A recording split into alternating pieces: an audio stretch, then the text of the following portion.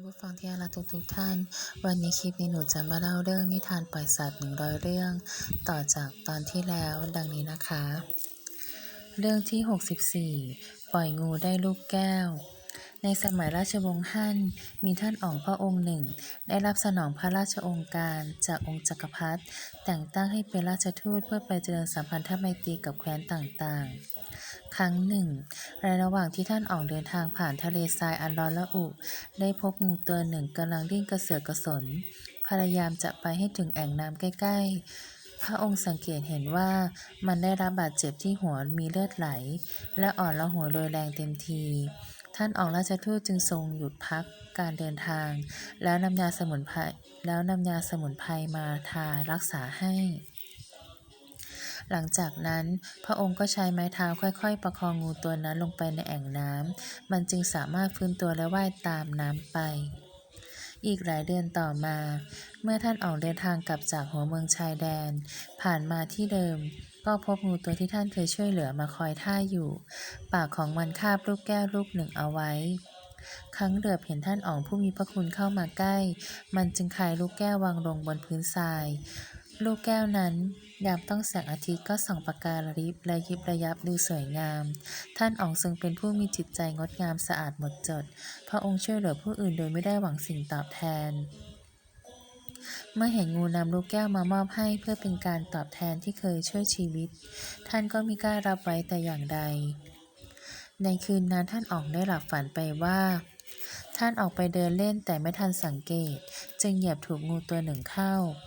ครั้งตกใจสะดุ้งตื่นกลางดึกพระองค์ก็ต้องประหลาดใจมากเพราะบนเตียงข้างๆกายมีลูกแก้วมณีหนึ่งคู่วางอยู่ลูกแก้วนั้นขนาดโตเท่าผลท้อและกำลังสาดแสงสว่างสีนวลกระจายไปทั่วห้องช่างน่าอัศจรรย์ใจเสียจริงๆนับตั้งแต่นั้นมาข้าราชบริพารทั้งหลายจึงขนานนามท่านอ๋องผู้นี้ผู้มีพระทัยเมตตาอารีว่าท่านราชทูตแห่งมณีคู่เรืองแสงเรื่องที่65เสียงคำอำลา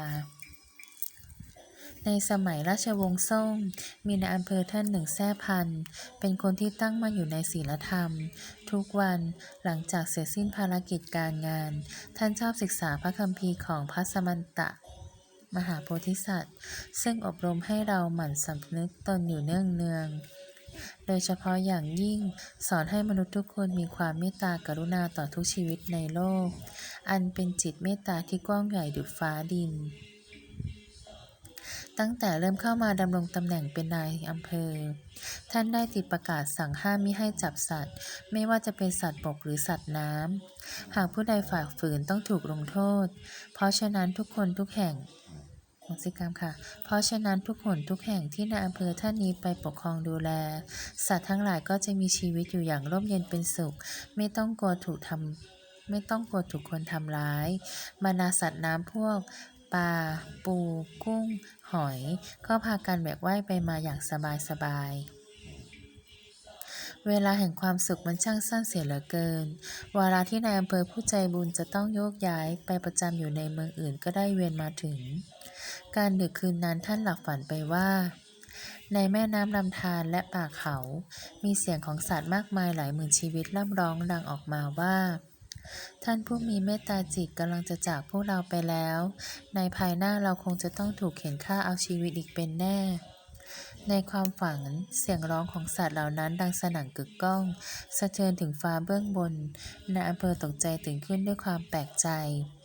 พอรุ่งเช้าก่อนออกเดินทางท่านจึงเขียนจดหมายฉบับสุดท้ายฝากไว้ว่าผู้ที่จะมาดำรงตำแหน่งที่นี้ต่อจากข้าพเจ้าขอจงรักษาคำสั่งให้คุ้มครองชีวิตสัตว์ทุกประเภทสืบต่อไปในวันนั้นขณะที่นายอำเภอผู้เป็นที่รักของทุกคนกำลังจะจากไปทั่วป่าเขาลำนาวไพรและแม่น้ำลำคลองก็มีเสียงร้องระงมดังกึกก้องอยู่ไม่ขาดฟังดูประหนึ่งเสียงร่ำไห้คร่ำครวญของผู้ที่ต้องสูญเสียพ่อแม่ผู้มีพระคุณสูงสุดของตนไปบรรดาข้าราชการพ่อแม่และราษฎรที่มารอส่งท่านนายอำเภอได้ยินกันทั่วทุกคนต่างรู้สึกแปลกประหลาดและอัศจรรย์ใจต่อเสียงคำอำลานั้นยิ่งนัก เรื่องที่66สายฝนแห่งเมตตาท่านซิ่งต้าซื่อเป็นพระภิกษุที่ปฏิบัติตนตั้งมั่นอยู่ในศีลอย่างเคร่งครัดท่านเป็นผู้มีเมตตาจิตสูงและคิดถึงแต่ชีวิตผู้อื่นเสมอครั้งหนึ่งท่านพบคนแก่หาบเต่าจำนวนมากผ่านมาเมื่อเห็นแล้วท่านก็รู้สึกสงสาร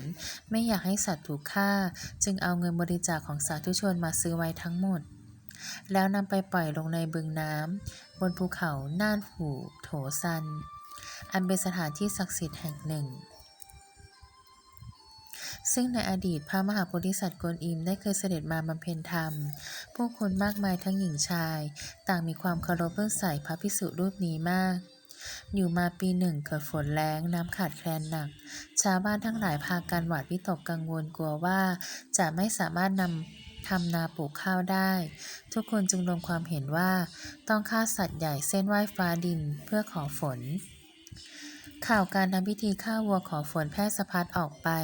จนกระทั่งทราบถึงท่านซิ่งต้าจื้อสิกรรมค่ะท่านซิ่งต้าซื่อพระภิกษุผู้มีน้ำใจเมตตากรุณาเห็นว่าชาวบ้านญาติโยมยังงมงายกันอยู่ก็รู้สึกสงสารท่านจึงเดินทางลงจากวัดบนภูเขาเพื่อมายับยั้งการกระทำของพวกเขาทันทีเมื่อมาถึงท่านก็พูดกับชาวบ้านทั้งหมดที่มาร่วมพิธีว่าการฆ่าสัตว์ตัดชีวิตผู้อื่นเพื่อขอฝนนั้นคือบาปใหญ่มหันต์มันกลับจะนำภัยพิบัติร้ายแรงมาสู่ทุกคนหากพวกท่านทั้งหลายหยุดการฆ่าแล้วปล่อยวัวตัวนี้ไปเสียอาตมาภาพจะเป็นผู้ขอฝนให้เองชาวบ้านทั้งหลายเมื่อได้ยินคำชี้แจงเช่นนั้นแล้วจึงปฏิบัติตามคำขอร้องของพระสงฆ์ผู้ที่ตนเคารพนับถือ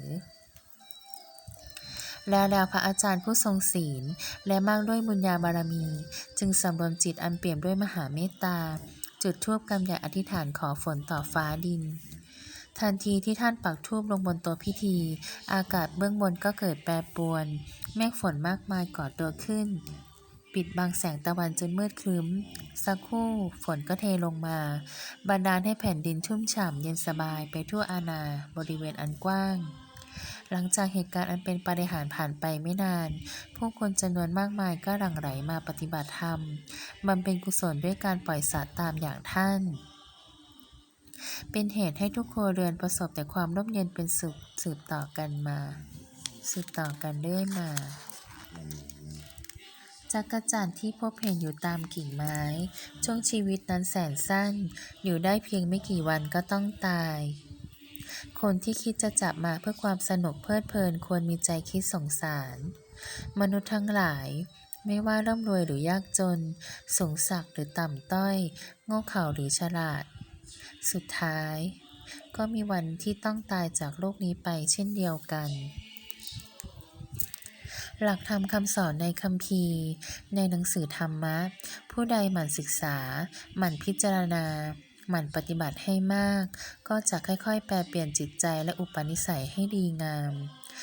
เมื่อสามารถเข้าถึงธรรมะก็จะสำนึกในพระคุณของฟ้าดินกฎแห่งกรรมใครทำดีย่อมได้ดีใครทำชั่วย่อมได้ชั่วเป็นกฎธรรมชาติที่สุดหากรู้แล้วยังไม่เชื่อไม่ปฏิบัติสิ่งศักดิ์สิทธิ์ก็ช่วยอะไรไม่ได้เอาแต่ฆ่าสัตว์กินสัตว์ทำร้ายผู้อื่นสุดท้ายต้องจบชีวิตกันอย่างไรใครบ้างที่รู้หากยึดถือแต่ทิฏฐิตลอดเวลาสิ่งที่ผิดพูดว่าถูกสิ่งที่ผิดพูดว่าถูก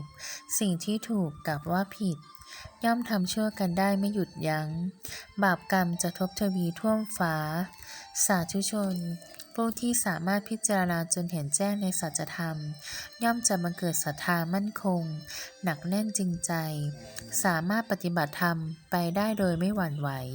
มีความสะอาดทั้งกายวาจาใจใบหน้ายิ้มแย้มเบิกบานจิตใจดั่งฟ้าขอให้ทุกคนศึกษาให้เข้าใจถ่องแท้ปฏิบัติธรรมะพูดธรรมะแจกจ่ายหนังสือธรรมะเพื่อเป็นธรรมทานทำเช่นนี้แล้วผ ลบุญย่อมเนืองนองเป็นมหากุศลเรื่องที่67เสียงสวรรค์ในคัมภีร์เซียนอี้จิงเล่มที่12มีจารึกเรื่องราวเล่าไว้ว่าหลังจากที่องค์สมเด็จพระบรมศาสดาอรหันตสัมมาสัมพุทธเจ้าเสด็จดับขันธ์ปรินิพพานไปได้ไม่นานพระศาสนาของพระองค์ก็แพร่ขยายออกไปอย่างกว้างขวางไม่ว่าพระธรรมคำสอนของพระองค์ประดิษฐานลงณถิ่นแดนแคว้นใดก็นำพาความร่มเย็นความสงบสุขและสันติสุขให้บังเกิดขึ้นแก่ทุกชีวิตในดินแดนเหล่านั้นครั้งนั้นมีพระสงฆ์ผู้เป็นพุทธสาวกองค์หนึ่งตั้งมั่นประพฤติปฏิบัติธรรมด้วยความวิริยะภาคเพียรเคร่งครัดในวิปัสสนาธุระเจริญสมาธิภาวนาอย่างสม่ำเสมอไม่ได้ขาดทุกวันหลังจากที่ท่านฉันภัตตาหารแล้วพระสงฆ์องค์นี้ก็จะสำรวมจิตให้สงบนิ่งแล้วเปล่งเสียงสวดมนต์เพื่อพรรณนาหลักธรรมคำสอนโดยน้อมรำลึกถึงองค์สมเด็จพระบรมศาสดาที่ทรงมีพระหฤทัยเมตตากรุณาต่อเวรยสัตว์ทั้งปวงกระแสเสียงของท่านดังกังวานไพเราะยิ่งนักสุดจะเอ่ยพรรณนาในเวลานั้นเองมีนกตัวหนึ่งบินผ่านมาพอได้ยินเสียงสวดมนต์อันไพเราะเพราะพริ้งราวกับเสียงสวรรค์ก็สะดุดหยุดบินค่อยๆร่อนลงจับอยู่บนกิ่งไม้ใกล้ๆแล้วเงี่ยหูสดับฟังนิ่งไม่ขยับเขยื้อนไปไหนนับจากนั้นเป็นต้นมานกตัวนี้ก็หมั่นเพียรบินมาฟังพระสงฆ์สวดมนต์เป็นประจำไม่ได้ขาดตราบจนกระทั่งวันหนึ่งหลังจากที่ฟังพระสงฆ์สวดจบขณะที่กำลังจะบินกลับรังระหว่างทางได้ถูกพาล่าสัตว์ยิงตกลงมาสิ้นชีวิตแต่ด้วยอานิสงส์ที่ก่อนจะตายนกตัวนี้ได้รับฟังเสียงสวดมนต์อันไพเราะติดตึงใจเมื่อจิตญาณออกจากร่างก็ไปจุติเป็นเทพบุตรมีรูปร่างสง่างามได้อยู่เสวยสุขในทิพยวิมานแดนสวรรค์ครั้งเทพบุตรผู้เปี่ยมสุขได้ย้อนระลึกถึงเรื่องราวทั้งหมดของตนในอดีตชาติก็ยังตึงใจในเสียงสวดมนต์อันไพเราะของพระสงฆ์สาวกองค์นั้นจึงตั้งจิตอธิษฐานเนรมิตธูปหอมกำใหญ่ให้จุดขึ้นแล้วประคองไหว้ในมือร่องรอยจากสวงสวรรค์สู่โลกมนุษย์เมื่อมาถึงสถานที่เจริญภาวนาของพระสงฆ์พุทธสาวกองค์นั้นกลิ่นธูปจากแดนสวรรค์ที่นำมาก็กระจายหอมกลุ่นไปทั่วอาณาบริเวณโดยรอบเทพบุตรผู้มีรัศมีเรืองรองสง่างามพนมมือทั้งสองประคองธูปขึ้นแล้วก้าวเดินเข้าไปพบพระสงฆ์ที่ตนเคารพยิ่งพร้อมกับกล่าวว่าข้าแต่สมณะผู้เป็นพุทธสาวกข้าพเจ้าได้นำธูปหอมมาเพื่อแสดงความคารวะด้วยใจชื่นชมในน้ำเสียงสวดมนต์อันไพเราะสนอโสดของท่านขอพระคุณเจ้าผู้เจริญโปรดรับการถวายบูชาของข้าพเจ้าในครั้งนี้ด้วยเถิดพระสงฆ์นั้นรับการคารวะด้วยความยินดีแล้วจึงเชื้อเชิญในเทพบุตรผู้มาเยือนอยู่สนทนาธรรมท่านได้กล่าวว่าเสียงสวดเจริญพระพุทธมนต์ที่ได้พรรณนาถึงสัจธรรมคำสอนอันองค์สมเด็จพระบรมศาสดาอรหันตสัมมาสัมพุทธเจ้าทรงแสดงไว้ดีแล้วผู้ที่ได้มาได้ยินได้ฟังก็จะตื่นจากความหลงทั้งสิ้นอายุขัยตายจากโลกนี้ไปแล้วก็จะสามารถไปเกิดอยู่ในสุคติภพแดนสวรรค์หากท่านเทพบุตรผู้มีรากบุญหมั่นพิจารณาพระธรรมนั้นอยู่เนืองย่อมสามารถบรรลุผลอันสูงสุดได้แสงแห่งพุทธธรรมนั้นแผ่รัศมีอันสว่างไสวไปทั่วมหาอนันตจักรวาลเพื่อส่องนำทางให้เวไนยสัตว์ทั้งปวงสู่ความพ้นทุกข์ได้พบกับความสงบสุขชั่วนิรันดรหลังจากที่เทพบุตรกลับขึ้นสวรรค์แล้วก็ตั้งจิตมาเพียรพิจารณาไข้ควรหลักคำสอนที่ได้ยินได้ฟังมาทั้งหมดตามคำชี้แนะของพระสงฆ์องค์นั้นอย่างสม่ำเสมอไม่นานก็สามารถบรรลุธรรมเข้าสู่นิพพานอันเป็นแดนบรมสุขได้ในที่สุดสาธุชนทั้งหลายหากรู้จักคิดให้ดีก็ย่อมจะเข้าใจได้ว่าแม้จะมีร่างเป็นเพียงนกตัวหนึ่งยังมีความมุ่งมั่นตั้งใจจริงไม่เปลี่ยนแปลง อาศัยการได้ยินได้ฟังอย่างสม่ำเสมอแล้วน้อมนำมาพิจารณาให้รู้แจ้งเช่นนี้แล้วมรรคผลนิพพานย่อมปรากฏอยู่ต่อหน้านกยังทำได้แล้วคนเราจะทำไม่ได้เลยเชียวหรือเสียงร้องเจ้าเจ้าของนกน้อยร่องรอยอยู่บนทิวเขากล่อมให้เคลิบเคลิ้มหน้าหลับไหลท่ามกลางธรรมชาติแมกไม้บนภูเขามองดูเรียบง่ายราวกับไม่มีอะไรแต่มันช่างน่าสบายเสียนี่กระไรเรื่องที่68กรรมทันตาที่มณฑลเจียงซีอำเภอหลูหลิงมีพาล่าสัตว์คนหนึ่งชื่ออู่ถังฝีมือยิงธนูของเขาเก่งฉกาจมากทุกครั้งที่ออกไปล่าสัตว์นายพรานพวกนี้จะพาลูกชายไปด้วยเสมอวันหนึ่งขณะที่อู่ถังกำลังแอบซุ่มดักสัตว์ก็เหลือไปเห็นแม่กวางเดินเที่ยวเล่นอยู่ไม่ไกลลูกกวางตัวน้อยรู้สึกอบอุ่นและเป็นสุขใจอย่างยิ่งที่ได้อยู่ใกล้ๆแม่ขณะนั้นเองนายพรานอู่ถังก็น้าวคันธนูยิงออกไปเพียงเสี้ยววินาทีลูกธนูอันแหลมคมก็พุ่งแหวกอากาศไปอย่างรวดเร็วราวกับสายฟ้าตรงเข้าเสียบทะลุสี่ข้างของลูกกวางทันทีความแรงของลูกธนูทำให้ลูกกวางล้มลงและแล้วชีวิตของลูกกวางน้อยก็ถูกพิฆาตให้ดับดิ้นตายจากแม่ของมันไปในเวลาไม่กี่อึดใจแม่กวางเห็นลูกน้อยแสนรักตายไปต่อหน้าโดยไม่ทันได้ปกป้องก็หวีดร้อนออกมาเหมือนดังจะขาดใจมันวิ่งอ้อมไปอ้อมมาพร้อมกับใช้ลิ้นเลียบาดแผลเพื่อให้เลือดหยุดไหลแม่กวางพยายามใช้จมูกทั้งดังทั้งเขย่าตัวลูกกวางอยู่ตลอดเวลาหวังจะให้ลูกน้อยฟื้นคืนกลับมามันเป็นภาพที่แสนรันทดใจเสียเหลือเกินแต่นายพรานนักยิงธนูไม่รู้สึกสำนึกแต่ประการใดเขายังคงแอบซุ่มอยู่ในพงหญ้ายามที่แม่กวางกำลังเฝ้าพี่ไรเสียใจที่ลูกน้อยตายจากอู่ถังก็ยิงธนูตรงเข้าสังหารแม่กวางไปอีกชีวิตหนึ่งทันทีเขาก็ยิ้มอย่างภูมิใจในฝีมือยิงธนูของตนยิ่งนักขณะที่กำลังจะก้าวออกไปเอากวางสองแม่ลูกแป๊บเดียวเขาก็เห็นกวางไกลวิ่งอยู่ในพงหญ้าด้วยสัญชาตญาณที่คล่องแคล่วชำนาญของนายพรานนักล่าอู่ถังยิงธนูเข้าไปในกองหญ้าที่ไหวไปมาทันทีแหมออกล่าสัตว์วันนี้ช่างโชคดีเสียจริงๆเขาคิดอยู่ในใจพร้อมกับวิ่งเข้าไปดูอะไรกันนี่ภาพที่ปรากฏอยู่ต่อหน้าเขามันไม่ใช่กวางลายแล้วแต่กลับกลายมาเป็นลูกชายของเขาเองอู่ถังรีบตรงเข้าไปอุ้มลูกรักขึ้นลงลานประคองกอดร่างของลูกชายสุดที่รักไว้แนบอกและร้องไห้ไม่หยุดแต่อนิจจาลูกชายของเขาไม่อาจทนต่อความเจ็บปวดได้จึงสิ้นใจตายไปในเวลาไม่นานขณะที่อู่ถังร่ำไห้คร่ำครวญเสียใจอย่างหาที่เปรียบมิได้ที่ลูกชายสุดแสนรักเพียงคนเดียวต้องมาตายลงด้วยน้ำมือของเขาเองฉับพลันทันใดก็มีเสียงดังก้องฟ้าลงมาว่าอู่ถังแม่กวางรักลูกความรักอันบริสุทธิ์นี้เป็นธรรมชาติของฟ้าเช่นเดียวกับที่เจ้ารักลูกของเจ้าเองมีอะไรที่แตกต่างกันก็แล้วทำไมเจ้ายังไปทำลายผู้อื่นอู่ถังตกใจจนตัวสั่นทำอะไรไม่ถูกขณะที่เขากำลังจะเงยหน้าขึ้นมองฟ้าก็มืดขณะที่เขากำลังจะเงยหน้าขึ้นมองฟ้าก็มีเสือโคร่งตัวใหญ่กระโจนออกมาจากพงหญ้าพุ่งเข้ากัดแขนของเขาที่ใช้ยิงธนูจนขาดกระเด็นอู่ถังนักล่าสัตว์ล้มกิ้งจมกองเลือดสุดท้ายก็ขาดใจตายตามลูกชายของตนไป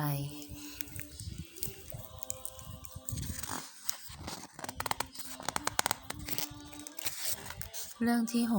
69ตายเหมือนนกในมณฑลเจียงซูมีชายหนุ่มผู้หนึ่งแซ่หลีเป็นคนชอบโอ้อาแต่งกายหรูหราราวกับลูกเศรษฐีนิสัยของเขาฝักใฝ่แต่การกระทำที่ผิดอยู่ตลอดเวลาบ้านของนายหลี่อยู่ติดริมน้ำซึ่งบริเวณนั้นชาวบ้านในอดีตได้ปลูกต้นไผ่ไว้เพื่อช่วยป้องกันไม่ให้น้ำพัดดินขอบตลิ่งพังด้วยใบที่เขียวชอุ่มและหนาแน่นของต้นไม้ไผ่ริมน้ำสร้างความร่มรื่นจึงเป็นที่ให้บรรดานกทั้งหลายมาสร้างรังอยู่กันเป็นจำนวนมากเหตุนี้เองคนหนุ่มที่คึกขนองอย่างนายหลี่จึงคิดสร้างปืนไปยิงนกด้วยตนเองตั้งแต่ยังเป็นเด็กวัยรุ่น ครั้งพอโตขึ้นก็ชอบคบหาสมาคมกับพวกนายทหาร นายหลีและเพื่อนทหารมักชวนกันออกไปล่าสัตว์ยิงนก โดยถือเป็นกีฬาที่ชื่นชอบสนุกสนาน ตลอดเวลาที่ผ่านไปนกที่ถูกฆ่าตายด้วยฝีมือของนายหลี่มีจำนวนนับเป็นหมื่นๆตัว แม้อายุล่วงเข้าสู่วัยชราแล้ว เขาก็ไม่เคยคิดจะเลิกเบียดเบียนเข็นฆ่าชีวิตผู้อื่น จนกระทั่งเมื่อนายหลี่อายุได้50 ปี ในตอนเช้าวันหนึ่งเขาก็เกิดอาการผวาตกใจสะดุ้งตื่น ยกมือยกเท้าขึ้นเตะถีบปัดไปปัดมาพร้อมกับร้องตะโกนว่ามีนกเยอะแยะไปหมดมันมาจิกหน้าจิกตาข้าเจ็บจนสุดจะทนแล้ว นายหนีร้องไปพางมือก็ปัดหลังปัดไหล่ราวกับจะปิดป้องบางสิ่งบางอย่าง แต่คนทั้งบ้านไม่มีใครเห็นอะไรเลย เขาแหกปากร้องดังลั่นอย่างน่ากลัว เป็นเช่นนี้อยู่ทั้งวันทั้งคืน จนเส้นเอ็นมือและเท้าขอดบวมไปทั้งหมด แขนขาเป็นอัมพาตหงิกงอ ไม่สามารถยึดตัวขึ้น ลุกขึ้นยืนได้ อาการประหลาดของนายหลี่ดูไม่ต่างอะไรกับนกที่ถูกยิงและใกล้จะตาย นายหลี่ผู้ชอบกีฬาเข็นฆ่าชีวิตผู้อื่น นอนทรมานอยู่หลายวัน แล้วก็ขาดใจตายลงไปในที่สุด เรื่องที่ 70 คนใจแคบ มีเรื่องราวบันทึกไว้ว่าในรัชสมัยของพระเจ้าถังไทจง แห่งราชวงศ์ถัง ข้าราชการผู้หนึ่งชื่อลู่เซี่ยวเจินรับราชการอยู่ที่ตำบลหยงโจวเขาเป็นคนเจ้าอารมณ์เลือดร้อน ทุกครั้งที่เกิดโมโหข้าราชการผู้นี้ก็จะทั้งด่าทั้งทุบตี ไม่ว่าจะเป็นสัตว์เลี้ยงหรือคนงานในบ้าน เพื่อระบายความโกรธ นิสัยไม่ดีเช่นนี้เขาไม่เคยคิดจะแก้ไขเลย ในสวนหลังบ้านของลู่เซี่ยวเจินมีต้นไม้ใหญ่ต้นหนึ่ง ซึ่งฝูงผึ้งมักจะมาสร้างรังอยู่อาศัย เมื่อข้าราชการเจ้าโทสะมาพบเข้าก็สั่งให้คนงานทำลายรัง เพื่อขับไล่มันไปเสีย แต่อีกไม่กี่วันผึ้งเหล่านั้นก็กลับมาทำรังขึ้นใหม่อีก สร้างความโมโหเดือดดาลโกรธแค้นขึ้นในใจของเขาเป็นอย่างมาก ลู่เซี่ยวเจินคนใจแคบจึงสั่งให้คนงานสุมไฟต้มน้ำหม้อใหญ่ให้ไอเดือดที่ร้อนจัดลอยขึ้นไปบนรังของมันผึ้งหลายพันตัวต้องหล่นลงมาตายในหม้อน้ำเดือดจนหมด เขาคิดแต่ว่าทำเช่นนี้จึงจะสมแค้น ปีหนึ่งผ่านไปตอนบ่ายๆในราวกลางเดือน 5 ขณะที่ลู่เซี่ยวเจินกำลังนอนหลับอ้าปากอย่างมีความสุขในสวนหลังบ้านอยู่ๆก็มีผึ้งใหญ่ตัวหนึ่งบินตรงเข้ามาใช้เหล็กในอันแหลมคมแทงที่ลิ้นของเขาลู่เซี่ยวเจินสะดุ้งสุดตัวตื่นขึ้นด้วยความเจ็บปวดลิ้นของเขาแดงก่ำพองตัวคับปากจนพูดไม่ได้กินอาหารก็ไม่ได้ แม้ว่าหมอจะใช้ยารักษาอย่างไรความเจ็บปวดก็ไม่ทุเลาลงเลยลู่เซี่ยวเจินข้าราชการผู้มีจิตใจคับแคบปราศจากความเอื้อเฟื้อเผื่อแผ่คิดแต่จะเข็นฆ่าทำลายผู้อื่นได้หวนรำลึกถึงชีวิตของผึ้งนับพันตัวที่เขาสั่งให้ฆ่าบัดนี้พืชพันธุ์แห่งกรรมชั่วได้ให้ผลแก่ตัวเขาแล้วมันช้าเกินไปกว่าจะสำนึกได้ลู่เซี่ยวเจินเจ็บปวดทรมานไม่ได้กินไม่ได้นอนหลายวันก็ตายเรื่องที่ 71 เล็กหรือใหญ่ก็คือชีวิตที่เมืองหยางโจวมณฑลเจียงซูมีผู้ชายผู้หนึ่งชื่อโจซื่อหลิวชอบทำสวนปลูกต้นไม้แต่เขามีนิสัยชอบฆ่าสัตว์เป็นประจำวันหนึ่งขณะที่คนสวนกำลังขุดดินเพื่อปลูกต้นไม้ก็เจอรังมดใต้ดินเป็นโพรงใหญ่โจซื่อหลิวจึงสั่งให้คนใช้กลับไปเอาน้ำร้อนจากบ้านมาเทราดลงในหลุมน่าสงสารมดมากมายถูกน้ำร้อนลวกตายจนหมดรังแล้วเขาก็สั่งคนงานให้ปลูกต้นไม้ทับลงไปอีก1 ปีต่อมาบ่ายวันนั้นหลังจากที่โจซื่อหลิวคุมคนงานปลูกต้นไม้ในสวนเสร็จก็ถอดเสื้อนั่งพักเหนื่อยแล้วเผลอหลับไปเขาฝันว่ามีมดมากมายไต่ขึ้นมาบนตัวของเขาโจซื่อหลิวตกใจตื่นขึ้นก็พบว่าทั้งเนื้อทั้งตัวมีจุดสีแดงเต็มไปหมดเขารู้สึกเจ็บคันๆทั่วร่างกายในเวลาต่อมาจุดแดงบนตัวของเขาก็พองเป็นตุ่มน้ำใสๆ พอแตกก็มีมดตัวเล็กๆไต่ออกมา มันกัดกินเนื้อของเขาจนทั่วทั้งตัว โจซื่อหลิวดิ้นทรมานกระสับกระส่ายอยู่หลายวันจนกระทั่งสิ้นใจตาย มดทั้งหลายแม้จะตัวเล็กกระจี๊ดลิดแต่เขาก็มีชีวิต เขาก็มีความรู้สึก เขาก็กลัวตาย เหมือนคนเราทุกอย่าง ขอเชิญทุกท่านใคร่ควรให้จิต เมตตาที่แท้จริงปรากฏออกมาเถิด เรื่องที่ 72 ไฟแคนจิ้งจอก ในรัชสมัยราชวงศ์ฉิงที่มณฑลเว่ยหนาน เศรษฐีเจ้าของโรงจำนำใหญ่แห่งหนึ่ง ชื่อฮ่วงเหมี่ยวโมซิกรรมค่ะชื่อฮ่วงเหมี่ยว แม้ว่าเขาจะร่ำรวยมากแล้ว แต่ก็ไม่รู้จักคำว่าพอ คอยคิดจะเอารัดเอาเปรียบผู้อื่นอยู่เสมอไม่ว่าเรื่องอะไร วันหนึ่ง เขาต่อเติมขยะบ้านที่อยู่อาศัย จนลุกล้ำเข้าไปในที่ดินของคนอื่น ขณะกำลังโต้เถียงกันอยู่ฮ่วงเหมี่ยวเหลือบไปเห็นลูกสุนัขจิ้งจอกตัวเล็กๆ3 ตัว แต่อยู่บนกำแพง จึงใช้ไม้ไล่ตี ใครห้ามเขาก็ไม่ฟังอ้างว่า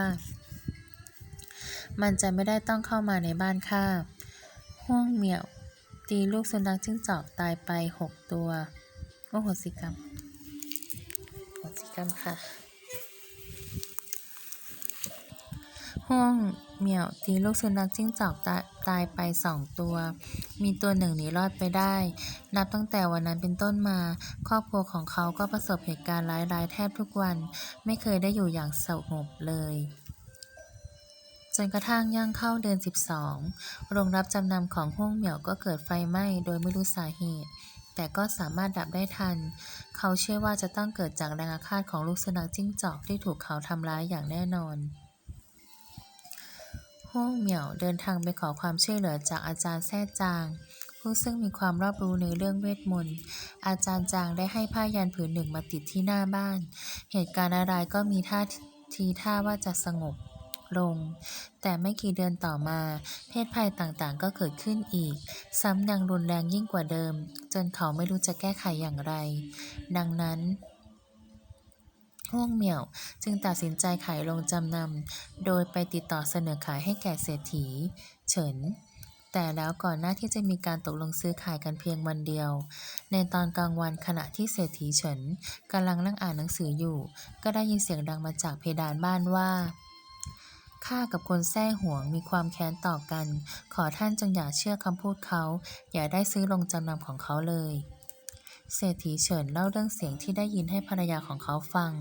ทั้งคู่ปรึกษากันแล้วก็เลิกล้มความคิดที่จะรับซื้อโรงรับจำนำของฮ่วงเหมี่ยว ชีวิตการงานและธุรกิจของฮ่วงเหมี่ยวทรุดโทรมย่ำแย่ลงทุกวัน จนปีหนึ่งผ่านไป ราวเดือน 3 โรงรับจำนำของเขาก็ถูกไฟไหม้วอดวาย เขาเป็นคนสิ้นเนื้อประดาตัวไม่มีอะไรเหลือ เราคงจะเห็นแล้วว่ากฎแห่งกรรมเป็นของมีจริงไม่ใช่เรื่องล้อเล่น เรื่องที่ 73 สมควรตาย เฉินซื่อเป็นคนแจวเรือจ้าง ในเดือน 3 ปี 1 เขาได้ฝันเห็นชายชราผมยาวมาขอโหสิกรรมค่ะ เขาได้ฝันเห็นชายชราผมขาวมาขอร้องเขาว่า วันพรุ่งนี้ข้าพเจ้าจะมีภัยมาถึง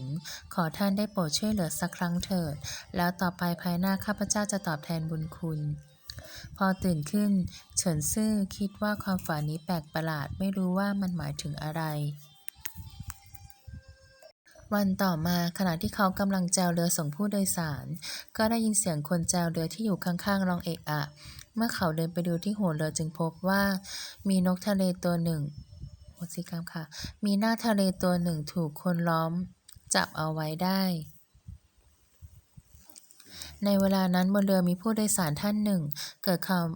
ความเวทนาสงสาร จึงออกปากขอเสนอให้เงินแก่บรรดาคนแจวเรือทั้งหลาย เป็นเงินถึง500 เหรียญเพื่อให้ปล่อยนาคทะเลตัวนั้นไป ทุกคนก็ตกลงยินดีทำตาม มีเพียงนายเฉินซื่อคนเดียวเท่านั้นที่ไม่เห็นด้วย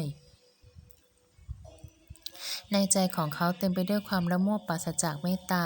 เขาได้โต้แย้งว่า แกรู้หรือเปล่าว่าแค่หนังของเจ้านาคทะเลตัวนี้มันราคาเท่าไหร่แล้ว เงินแค่500 เหรียญจะซื้ออะไรได้ ผู้โดยสารที่ใจบุญท่านนั้นกำลังจะเจรจาให้เงินเพิ่มแต่ยังไม่ทันได้เอ่ยปากนายเฉินซื่อก็ใช้จมวกอันแหลมคมแทงหัวนาคทะเลจนสมองแตกกระจายน้ำทะเลแดงฉานไปด้วยเลือดตัวนาคดิ้นอย่างเจ็บปวดและตายลงไปต่อหน้าผู้โดยสารถึงกับต้องหลั่งน้ำตาออกมาด้วยความเวทนาสงสารนาคทะเลถูกถลกหนังเพื่อนำไปขายส่วนเนื้อก็ถูกคนเจ้าเรือนำไปทำอาหารแบ่งกันกินแต่หลังจากกินเนื้อของนาคทะเลเข้าไปแล้วพวกเขาทั้งหมดก็เกิดไม่สบายโดยเฉพาะนายเฉินซื่ออาการหนักที่สุดต้องกระสับกระส่ายเพราะฤทธิ์ไข้เขาเพ้อพูดออกมาว่าข้าอุตส่าห์บำเพ็ญเพียรมาตั้งหลายปีแต่เมื่อข่าวเคราะห์มาถึงแม้จะมีคนใจบุญพยายามช่วยชีวิตข้าเอาไว้แต่เจ้าคนเดียวเท่านั้นที่ไม่ยอมละเว้นใช้เหล็กแหลมแทงข้าจนตายคนเหี้ยมโหดอย่างเจ้าข้าก็จะไม่ไว้ชีวิตเช่นกันน้ำเสียงที่พูดออกมานั้นเหมือนไม่ใช่เสียงของเฉินซื่อทุกคนที่ได้ยินต่างตกใจกลัวจนขนลุกเฉินซื่อมีอาการไข้หนักส่งเสียงร้องโหยหวนอย่างน่ากลัวทั้งวันทั้งคืนสุดท้ายก็อาเจียนเป็นเลือดจนตายกราบอนุโมทนาสาธุเจ้าค่ะหนูขอจบคลิปนี้เพียงเท่านี้ก่อนนะเจ้าค่ะโปรดติดตามตอนต่อไปนะเจ้าค่ะขอองค์พระพุทธเจ้าแท้จริงขอองค์ท่านพระอวโลกิเตศวรมหาโพธิสัตว์กฎนิมนต์แท้จริงและสิ่งศักดิ์สิทธิ์ทุกพระองค์อันแท้จริงได้โปรดประทานพรอวิเศษที่สุดอดีที่สุดให้ท่านผู้ฟังทุกท่านคิดสิ่งใดสมปรารถนาทุกประการอย่างมหัศจรรย์ทันใจปาฏิหาริย์สุขภาพแข็งแรงร่ำรวยเงินทองมั่งมีสีสุดเจริญคิดดีผู้ดีทำดีเจริญทางโลกทางธรรมได้ดวงตาเห็นธรรมได้เสด็จนิพพานมาในภพชาตินี้ในทั่วหน้ากันนะเจ้าค่ะแล้วอย่าลืมกดไลค์กดติดตามกด Subscribe เพื่อเป็นกำลังใจให้หนูในการทำคลิปต่อๆไปนะเจ้าค่ะแล้วเราจะกลับมาพบกันใหม่ในคลิปต่อๆไปนะเจ้าค่ะกับอนุโมทนาสาธุเจ้าค่ะขอบพระคุณมากๆนะเจ้าค่ะสาธุเจ้าค่ะ